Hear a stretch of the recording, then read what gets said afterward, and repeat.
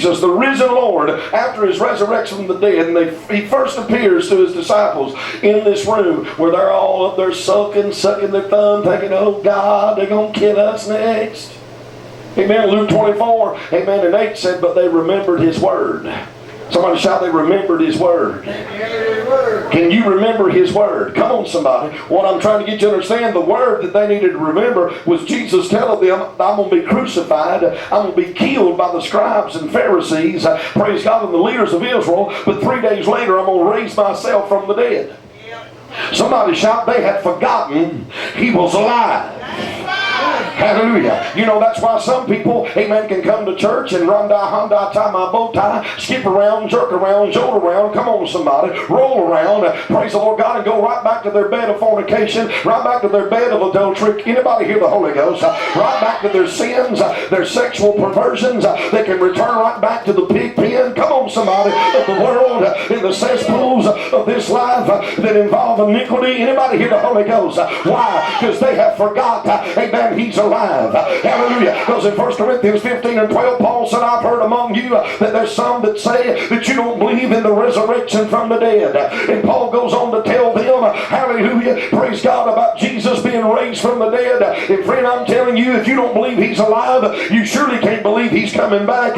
Amen. Because your life, amen, the way you live, amen, really states what you believe. If you believe he's alive, somebody shout, you'll live different. Romans 6 and 4 saying our old man is crucified with him, amen, and we've been raised, amen, just as he was raised from the dead. If we believed on him, we've been raised to newness of life. If you really believe on the risen Christ, somebody shout, you'll live different.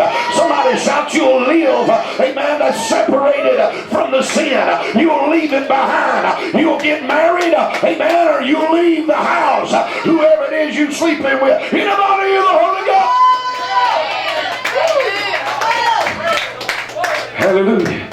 Next, 1 John 3, verse 2 and 3. Amen. John the Beloved said, look, brethren, I don't know,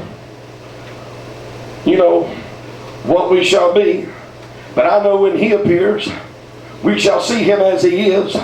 Come on, somebody, we shall be like him.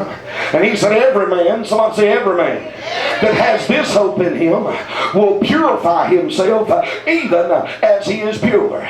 Somebody shout, if you believe he lives, you must believe he's coming again. And if you believe he's coming again, you won't make up excuses about staying in sin, staying in bondage. Somebody shout, you'll get right, you'll get pure, you'll leave the filth, and you'll be pure even as he is pure. I'm afraid there's a lot of folks saying, I believe he's coming, amen, but they don't, amen, show it. They don't exhibit it in their lifestyle. Titus 1 and 16, the Bible said they confess with their mouth, Lord of God, that they believe in God, but in their works they deny him. They say with their lips, I believe he's alive, but the way they live, after they say they believe he lives, their lifestyle denies his very existence. As he said in 1 Peter 1:16, for I am holy, and it's written, be ye holy even as I am holy. Anybody hear the Holy Ghost? Somebody shout, if you believe Jesus is alive, and you believe he's coming back again, and he can come in the moment, somebody shout, it'll make you live different. It'll make you watch stuff on TV. Amen. Come on, somebody. Hallelujah. That only to please the Holy Ghost. It'll make you listen to stuff on the radio that only pleases the Holy Ghost. It'll make you turn stations. Come on, somebody. Even when nobody's looking. You won't have to have a preacher around. Somebody shout, you'll live right when ain't nobody looking. It's called integrity. Come on, anybody hear the Holy Ghost? If you only live right when the preacher's around, you're lost. You need to repent. If Jesus comes, you'll be left behind. Somebody shout, when you really get right with God, hallelujah, you won't need a preacher around to preach to you to stay right. You won't need somebody calling up on you, checking in on you to see if you're doing it right or not. Get him out of breath and look at your neighbor and say, if that offends you, straighten your halo up on your horn. Hallelujah. Mark 16, verse 15, listen what he said to them after he rebuked their unbelief.